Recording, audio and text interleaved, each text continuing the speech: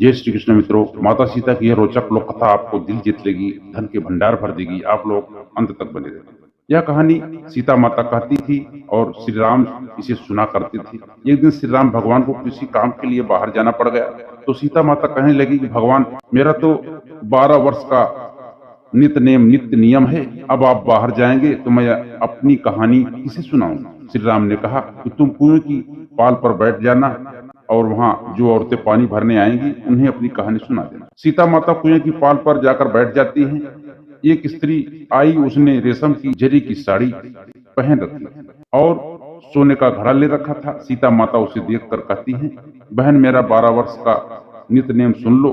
पर वह स्त्री बोली कि मैं तुम्हारा नित्य नेम सुनूंगी तो मुझे घर जाने में देर हो जाएगी और मेरी सास मुझसे लड़ेगी। उसने कहानी नहीं सुनी और चली गई। उसकी रेशम जरी की साड़ी फट गई, सोने का घड़ा मिट्टी के घड़े में बदल गया। नमस्कार दोस्तों, हमारी मोटिवेशनल आरके ब्लॉग चैनल में आप सभी का बहुत बहुत स्वागत है। कहानी बहुत ही ज्ञानवर्धक, प्रेरणादायी और बहुत ही रोचक है। आप लोग बने रहें दोस्तों।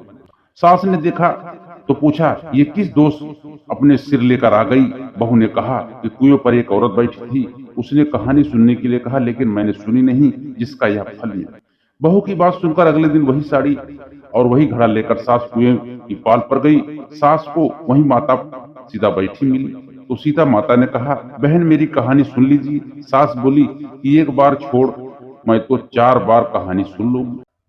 राम आए, लक्ष्मण आए, देश के पुजारी आए, नित नेम का नियम लगाए, आओ राम बैठो राम।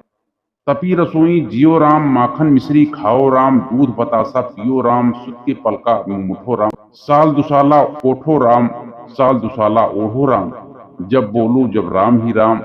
राम समारे सबके काम, खाली घर भंडार भरेंगे, सबका बेड़ा पार करेंगे। श्री राम जय राम, जय जय राम। सास बोली कि बहन, कहानी तो बहुत अच्छी लगी। कहानी सुनकर सास घर चली गई और उसकी साड़ी फिर से रेशम जरी की बन गई, मिट्टी का घड़ा फिर सोने में बदल गया। बहू कहने लगी, सासू माँ, आपने ये सब कैसे किया? सासू ने कहा कि बहू, तू दोष लगा के आई थी और मैं दोष उतार कर आ रही हूँ। बहू ने फिर पूछा कि वह कुएं वाली स्त्री कौन है? सास बोली कि वे सीता माता थी। वे पुराने से नया कर देती हैं, खाली घर में भंडार भर देती हैं। वह लक्ष्मी जी का वास घर में कर देती हैं, आदमी की जो भी इच्छा हो उसे पूरा कर देती हैं। बहू बोली कि ऐसी कहानी मुझे भी सुना दो। सास बोली कि ठीक है, तुम ही सुनो। और सास ने कहानी शुरू की। राम लक्ष्मण आए, देश के पुजारी आए, नित नेम को नियम लाए, आओ राम बैठो राम।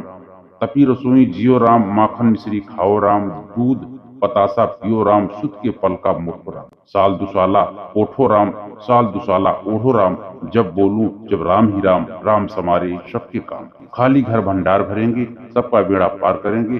श्री राम जय जय राम। कहानी सुनकर बहू बोली, कहानी तो बहुत अच्छी है। सास ने कहा कि ठीक है, इस कहानी को रोज कहा करेंगे। अब सास बहू रोज सवेरे उठती, नहाती धोती और पूजा करने के बाद नित्य नेम की सीता की कहानी कहती। एक दिन उनके यहाँ एक पड़ोस की औरत आई और बोली कि बहन, जरा सी आंच देना। तो वह बोली कि आंच तो अभी हमने जलाई ही नहीं। पड़ोसन ने कहा, तुम सुबह 4 बजे से उठकर क्या कर रही हो? उन्होंने कहा कि सुबह उठकर हम पूजा करते हैं, फिर सीता माता की नित्य नेम की कहानी कहते हैं। पड़ोसन ने उनकी बात सुनकर फिर कहा, सीता माता कहानी से तुम्हें क्या मिला? वे बोली, इनकी कहानी से घर में भंडार भर जाते हैं, सारे काम सिद्ध होते हैं, मन की इच्छा पूरी होती है। पड़ोसन कहती है कि बहन, ऐसी कहानी तो मुझे भी सुना दो।